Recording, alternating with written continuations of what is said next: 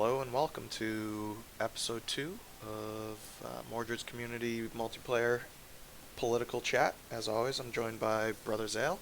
Zale, how's it going? Hey man, it's going great. How are you? Doing well. Quick update from a Great Powers perspective. Any surprises here for you? It's not particularly too surprising to me. The only thing that I'm really kind of leery about is the fact that Ming is still the number one great power. Our Asian players have had a lot of, I guess, AI struggles or something, Far East Asian players, but I would have liked to see them at least reduced a little bit. At this point, they seem to be going pretty good. And that's just because I like to have a more balanced board, but it definitely seems like the India-Persia region and Western Europe is where the major players are going to be this MP, just from looking at how things are developing on Yeah, the Great Power. Castile surprisingly shot way up the rankings. We'll touch on them a little bit later, but had a extremely strong session from Castile. But we'll start over here in India.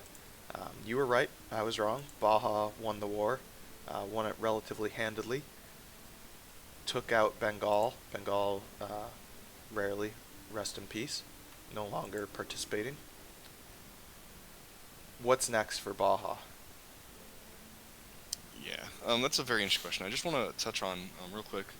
You said you were wrong and I was right, and I think it is worth mentioning. We did discuss last time that it kind of hinged upon Timurid's support of Bengal and Mewar, and that for whatever reason either didn't come through or didn't come through in time. I'm not too up to date on that or the likes, but I think given the lack of support, knee-jerk reaction is to say that Timurids and Bakhmanis might be able to come to some sort of deal.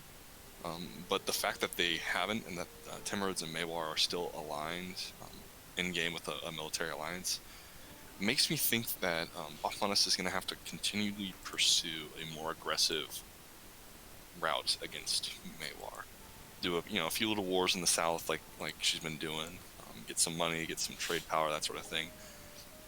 But really kind of rotate and go aggressively against the Mewar threat, or however you want to call it, because at this point that was a very tough war that she had to fight, and I don't think in order to stand fast against the coming Europeans or whoever, um, I don't think she has the time to waste, and so letting Mewar recover. So I do expect that she'll declare war relatively soon, unless they can come to some strange deal, which usually doesn't work out in India, as we've seen the past 2-3 seasons. But maybe. Um, but yeah, I think some expansion in the south, and then hitting Mewar again, and some expansion maybe into Bengal or the like, and then hitting Mewar again. And then after that, we'll have to see what the situation looks like after next session. Yeah, it's interesting. At one point in the session, Timurids declared a humiliation war. Was able to get Baja to unconditionally surrender. Looks like Baja may have taken out some loans as part of that war. Um, they're sitting on 3,000 ducats of debt, most of them being through the indebted to the whatever estate for India. But The Giants, yeah, yeah, it looks or like Janes, sorry. they're coming back strong. Economy's quite healthy. It'll be interesting to see. Timurids, Dutch loves his innovative ideas. He's gone innovative again, and now influence, which I guess makes sense. He can save when annexing his vassal swarm, but um, once Baja is able to complete economic and then quality ideas, it's going to be hard for Timur to keep up on the battlefield. So that'll be Yeah, interesting to see if Helena chooses a little bit more of a passive approach, consolidates what they have in India, focuses on the Bengal trade node because um, Bengal and Jaunpur have some of the richest land in the India region. Just leaves Mewar and Timurids alone for now, and then once consolidating here and completing that idea comes and takes the rest of India essentially. I'm interested to see if that's the approach. yeah, and I want to go back to discussing Timur taking influence. Meaning no offense, of course, to Dutch, but I think that is just a flat mistake. I'm sure that guy and stuff in the reveal. We'll go into a little more in depth, but um, I think he needed a much more military focused idea. I would have probably liked to see, I guess, quality. It's always a solid idea. Um, and if things go as I'm thinking, where Maywar and Bahmanis don't come to a deal and they do continue fighting, Timurids are really going to be the strength that can back up Maywar. And having taken the influence ideas, I'm not sure that it'll be sufficient. Even though they did win, yeah, they did win that one war, the Humiliation War, but that was right off the back of Bahmanis having to fight Bengal and Maywar, and rarely put up an amazing fight, obviously. And, I think most of those loans that she has now, Bahmanis have, is leftovers from that war, actually. So, um, yeah, it was a quick little humiliation war, and I don't suspect that it'll continue to be the case. We'll have to see, though. You're hovering over Majapahit, and I think it's very interesting to note. He started off subsidizing Maywar during that war, and like during last session, the first session, and this past session, he subsidized Bahmanis. And I think it's very interesting that or I believe he subsidized Bahmanis. I think that's a very interesting thing, and I expect he should be getting a lot more, or I suspect he should be getting a lot more in return, monetary-wise, from Bahmanis at the current point.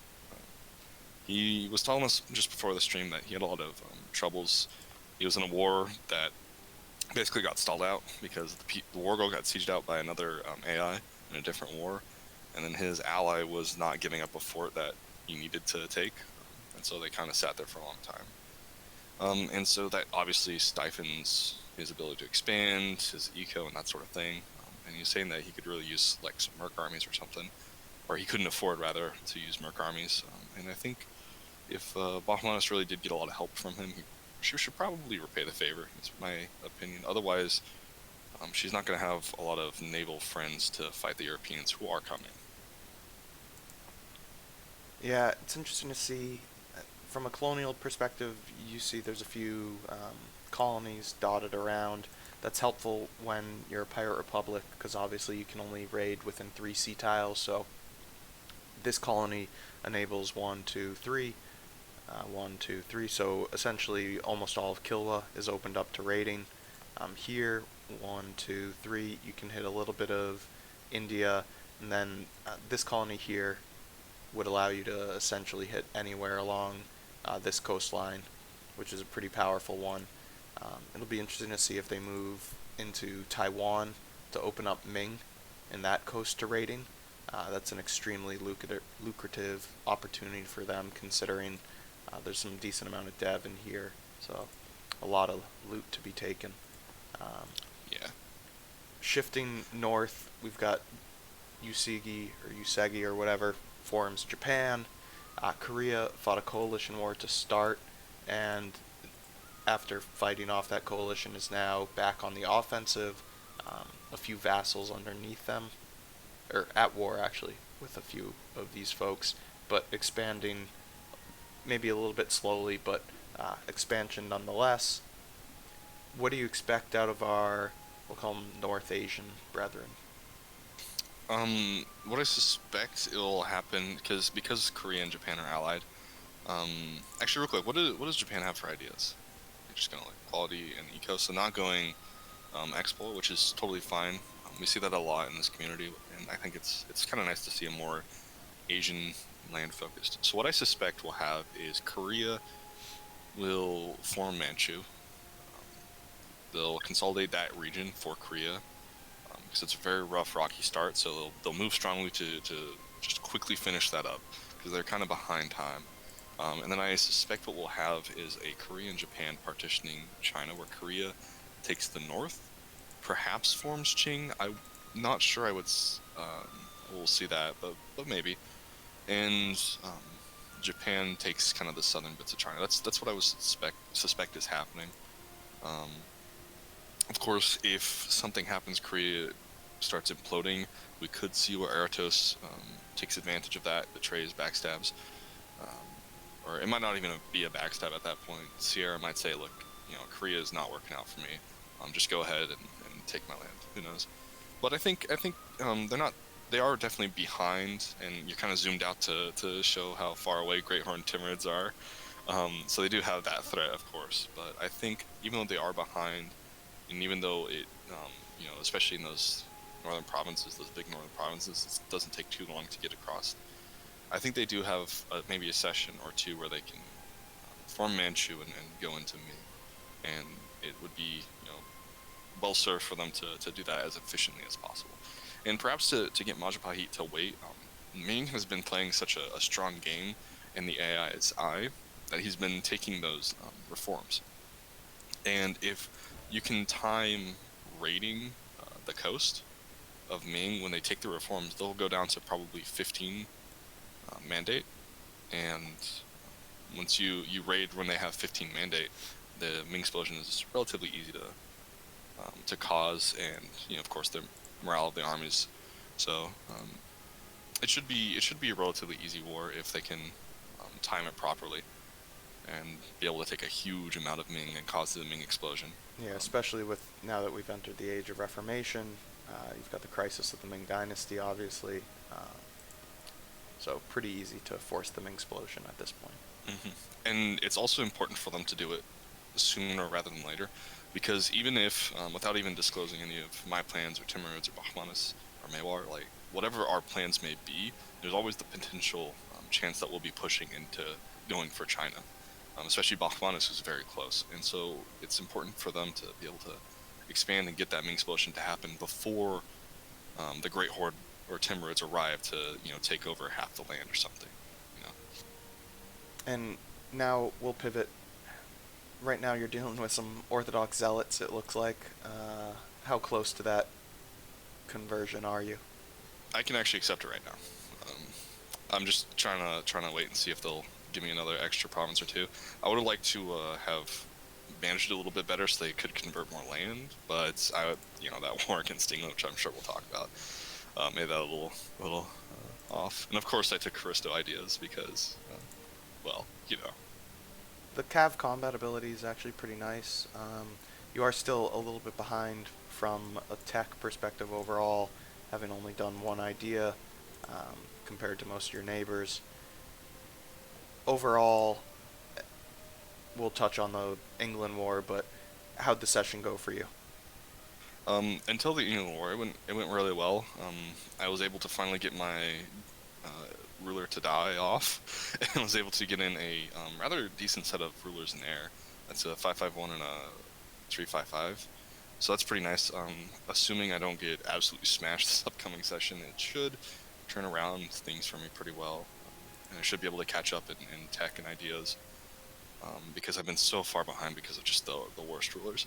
But before the England War, I'd managed to get up to about 40k with a positive income about between 7 or 10 ducats a month, which I felt I was pretty comfortable with. I liked that quite a bit, and so it was nice to see that.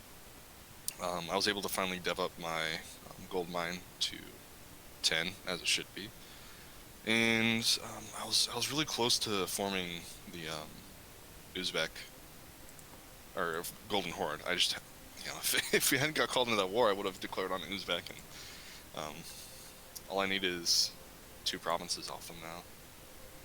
So, but what you gonna do? It's the capital which the rebels have sieged out, and the province right where the Z is. Of course, for those of you that are watching at home. And some of your neighbors had an interesting session. I got to touch on the Mamelukes here. Right now, they are facing a little bit of debt, extremely high war exhaustion, causing all sorts of problems, the biggest of which probably the unrest, followed by the goods produced penalties, a number of different rebel factions close to enforcing demands. What went wrong for the Mamelukes this session? I think the biggest thing that went wrong is communication with allies during the war. And that was the war against the Ottomans, correct? With Against the Hungary and Ottomans, Poland. yes. I think that the idea was Mamluks would deal with Tunis, they would deal with Hormuz and the other the allies that are kind of around in Arabia and Africa, and then swing north. And Hungary and Poland would deal with the Ottomans' armies, and the homeland and stuff, and then they'd be able to kind of collide together. And what went wrong, I think, is miscommunication on how much support they would give each other, namely how much support Hungary and Poland would give the Mamluks if the Ottomans started to get too far. Um, and I also think that there was, I didn't watch it, I can't say, and so sorry for throwing you under the bus, Fizz, but I think there probably would have been a battle or two that would have been mismanaged.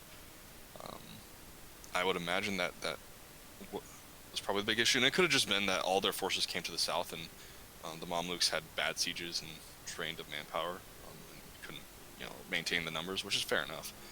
Um, it's hard to tell because I was so busy during that time, but obviously Hungary came out of this really strong. Poland came out of it decently, and the Mamluks just got just, obliterated. Yeah, from And an outsider's perspective, it almost looks like Hungary. You mentioned they've recovered almost all their cores for Byzantium. Um, their economy's doing great. They have plenty of manpower. Prosperous everywhere. It almost looks like Mamluks got hung out to dry or got the short end of the stick in that war. And I wonder how much aid Hungary's going to be sending Mamluks' way. I'm actually surprised that Hungary's armies aren't here cleaning up some of these rebel problems. Um, it'll be interesting to see if the relationship sours a little based on how poorly that war went for Fizz. yeah, it will be interesting to see. But I also don't think I wouldn't expect it to, because at this point, like, Fizz doesn't have many friends. If you look at Timmy's real quick, you'll see he built a line of forts there on the side with Fizz. He didn't change any of the forts up on my side, so it's clear where he sort of is kind of expecting aggression, or to be an aggressor. Of course, you mentioned Spain had just an amazing round this session, and so I think for Fizz, it's very important for him to maintain the relations he has, and for that reason, I think we'll see him and Hungary still maintain friendship. But for Hungary, um, I don't know what to say, Martian, but you got to help your boy a little bit more. I know you gotta fight those wars to get the PUs, but unless the plan all along was to leave Fizz out to dry, let Spain, kind of take over, which kind of, from an outsider perspective, might be what's happening. And we'll pivot now. We'll touch on our Iberian friends. Portugal, obviously Dominic playing a colonial game, exploration, expansion. He's got a number of colonies going. Um, one in the Cape, which is pretty huge. He did get gold, which is fantastic.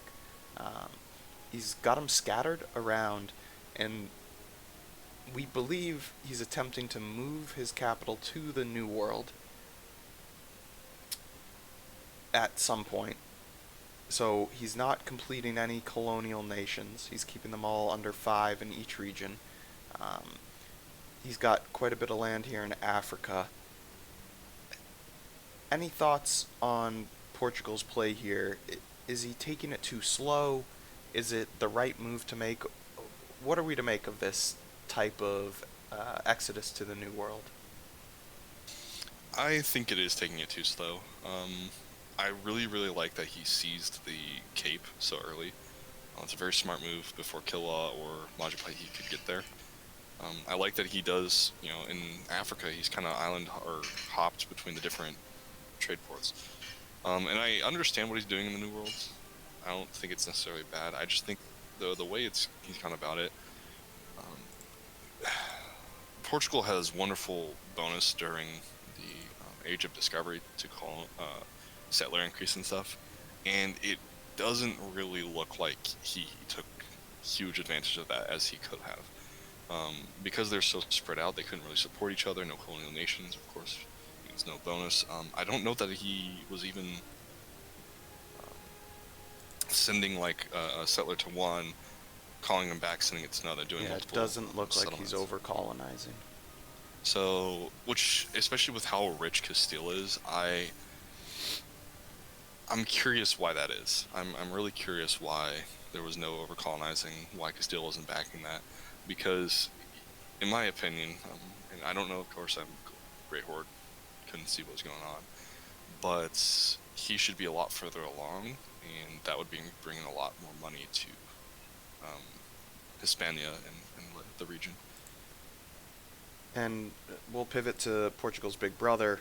Castile had a really strong session, expanded into Morocco, which was to be expected, expansion into Tunis, was able to get a reconquest, or yeah, uh, Restoration of restoration Union. of Union CB on Naples, was able to enforce that CB. They were able to get the Burgundian inheritance, which I then had to pay for my cores back, essentially. And then he was also, I believe, yep, through a summoned agenda, able to get a subjugation CB over Florence. Currently in the process of enforcing that. Um, whether or not he chooses to leverage it, that's still up in the air because, as you can see, it opens him up from a aggressive expansion perspective to a relatively large coalition. Um, Nothing too powerful. Milan, obviously, Mamelukes could join Austria and a few others, but it'll be interesting to see. But Spain's coming out of this session number one player uh, by a decent margin. The economy is humming. The vassal swarm or personal union spam is pretty large if they take Florence. Any thoughts on what's going to happen with Castile moving forward?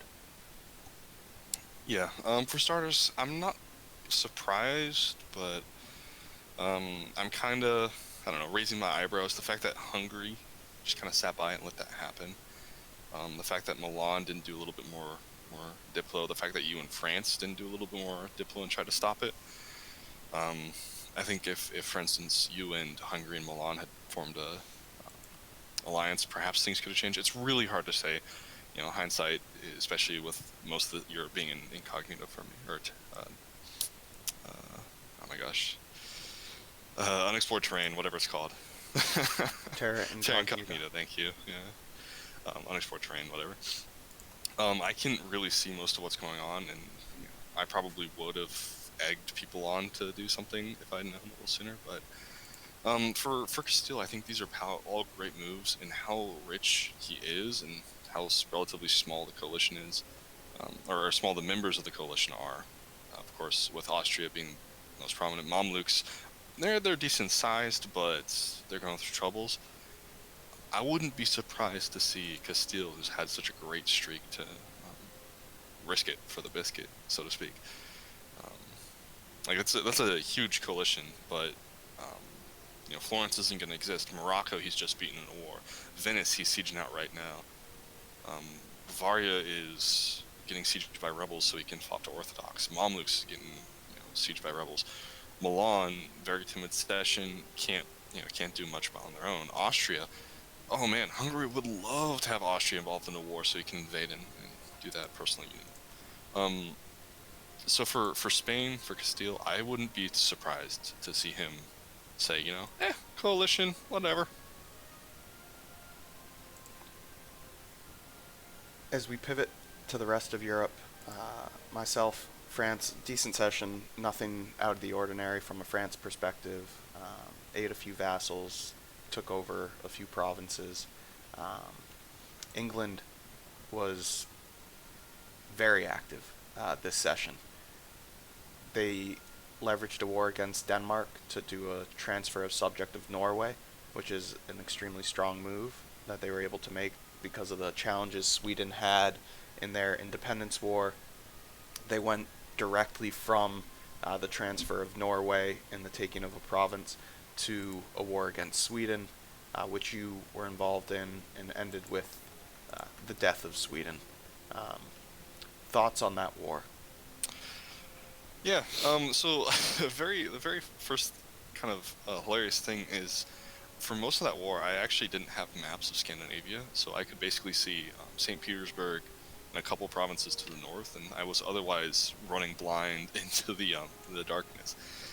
I think that my man Sweden probably, it's hard to say because of how subpar his independence went. Um, Not a lot of people helped him, and it was a very shaky start. I think that he probably would have been wise to have made some sooner or quicker moves against Denmark. He just wasn't expecting England to go against him that aggressively that early. Um, England, of course, with my participation, wasn't able to get quite as much land as he would have wanted and been able to otherwise. I think we held him at only 6%, and it was, the war was enough to kill Sweden, that sort of stuff. But it does slow him down. Instead of having to fight maybe 2-3 wars to eat all Sweden, it's going to take him a little longer. It's going to give Poland, for instance, time to expand and solidify. So I suspect that's going to be England's next move, is to go for the Danziger area, because that's very important to trade in the Baltic Sea. I think there's, 2 or 3 trade ports there, a lot of farmland. Very, very important region. Probably going to go for Riga first, actually, but it was a smart move for England to do, since he's not going colonial. So I like to see this sort of play in our multiplayer, which is usually these multiplayers have been very patsy with each other, playing nice.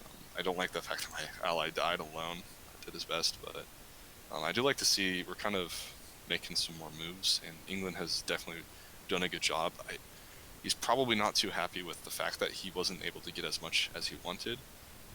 And it will slow him down, so it's going to be very interesting to see what he does to kind of pick up speed again, the speed he was expecting to have coming out at the end of this session. Whether that's going more into Germany, whether that's trying to make some sort of deal with me or Poland. It's just gonna be very interesting, very fun. And there's some quiet sessions by some other players. Bavaria, we mentioned, flipping to Orthodox.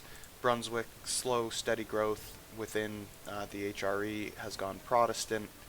And then Poland, obviously, continued to eat around Lithuania, and I believe is preparing for their conversion into Ruthenia at Tech 10.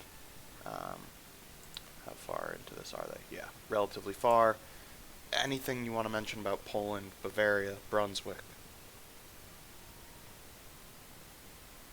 I think Kerb has done a decent job kind of balancing the different players around him and expanding in the area he's been able to. He and I are definitely gonna have to talk a lot more now that there's no Sweden. Discussion of Novgorod node, that sort of thing. Probably have to include England in that discussion at this point. There's not much reason for me to fight him in Sweden if there's no Sweden now to ally. I think Bavaria is going to have a very, very interesting session coming up, or session or two, and depending on how they play it, depending on how Brunswick plays it, Bavaria can do a lot of damage. Actually, he's kind of a small nation, but he's got a decent amount of troops. He's going through issues, of course, but he'll come out of that. He'll be Orthodox, pretty decent, and he can be a very important chess piece behind the lines for a lot of different players. For instance, if Timmy somehow decides to come all the way to Constantinople and has to fight Hungary, that could be a potential. Or if the Mamluks, maybe a more reasonable one, Mamluks and Hungary do have a falling out, Castile decides not to go for the Mamluks, so they start fighting over Constantinople. Working with Bavaria could do a lot of good. Likewise, you in France, if for some silly reason the Spaniards try to start invading you, 23k troops from Central Europe, landlocked nations, not a bad thing to have on your side in that situation. And it's only going to get they're only going to get more developed. Brunswick is similar position, but because they're coastal, they're a little bit more exposed. I mean, not coastal with 1 or 2 provinces, but they're a little bit more exposed and open to being attacked by England. But by that same reason, the rivals of England, the subjects or the subject of their aggression, are more likely to help them and make deals with them. So it's going to be very interesting to see those two smaller Central European powers that aren't as notable at first glance on the map. I think have very they're not, as you're looking at right now, the trade goods. They're not poor regions. They're very easy to dev for most part, and given us a quiet session or 3, they can really turn into, which I think we saw 2 seasons ago. They can with the Bavaria 2 seasons ago. They can really pull out some amazing power from just a little bit of land. Yeah, the Bavarian area in particular, fantastic trade goods, fantastic development, farmlands almost everywhere, a lot of potential down in that region. It'll be something interesting to see. And then obviously alone taking over Brandenburg. It's a tough spot, Brandenburg. I'll be honest. I was surprised that he picked it. It was the third country I offered him after Songhai, which, while has some issues with expansion from Iberia, has a chance, and then Langzang um, was the strongest of the countries offered, but he chose Brandenburg. Um, 89 dev, so less dev by a significant margin than Bavaria, less than Brunswick. Brunswick also has secured an ally in France, so um, he's either going to have to come to some sort of agreement quickly with Brunswick to focus against England, or look to Poland and Hungary to protect him uh, as he tries to grow a little bit. Obviously, Hungary has missions for PUs over Bohemia and Austria. Poland has missions bringing them into the Bohemia area. So it'll be interesting to see what Alone's able to do as Brandenburg. Any final thoughts for us this week, Zale? Um, yeah, I really like. Oh, did we talk about Kilwa? Hold up. We Hold did up not. now. We're not gonna forget about you, Charles, my man. Kilwa, Yeah. Charles, first session, relatively quiet, nothing out of the ordinary, doing well from an economic perspective, decent number of advisors. The one thing we were discussing, I don't love the Mutapa vassal. There's 3 gold mines here. It's a tremendous amount of income. Each gold mine somewhere right around 8 ducats a month once properly devved and autonomy lowered. So you essentially stall your growth a little bit by locking so much economic value into a vassal.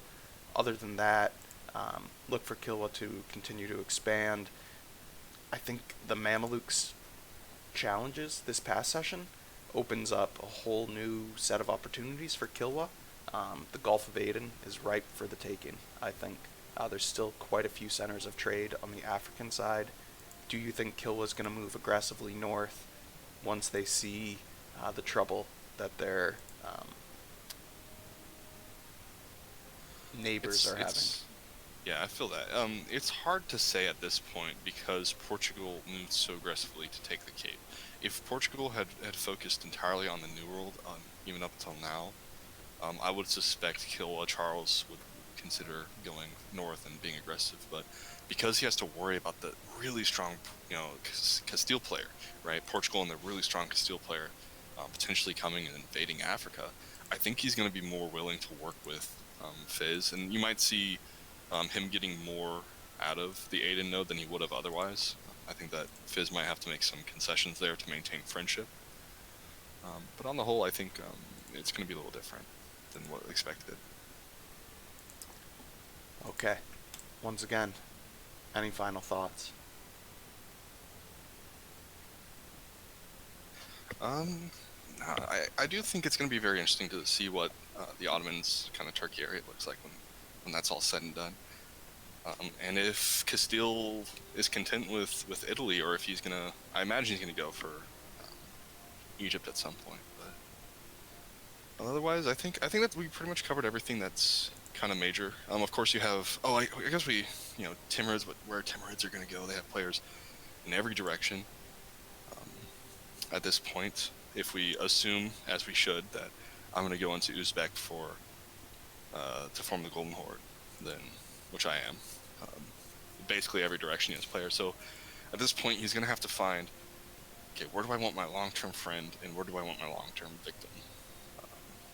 What's going to give me the most bang for the buck? So he's going to be very important in this upcoming session. What Jamie decides to do to get out of the sticky situation he's in, that's going to be another very interesting sort of thing to see. And I think those are the kind of the main areas. And of course, we discussed earlier, but Korea and Japan going into Ming sooner or later. It's going to happen. I'm kind of interested to see how soon it's going to be. Yeah, I think Italy's going to be an interesting one to watch. Obviously, Jamie was not here. Um, from a diplomatic perspective, they have aligned with Poland and Hungary. Milan, Poland, and Hungary could easily give Castile a run for their money right now. I'm just not sure how willing Poland and Hungary are going to be willing to commit to an offensive war. Um, so that'll be something to watch. And then, like you mentioned, Timurids are in a very interesting position.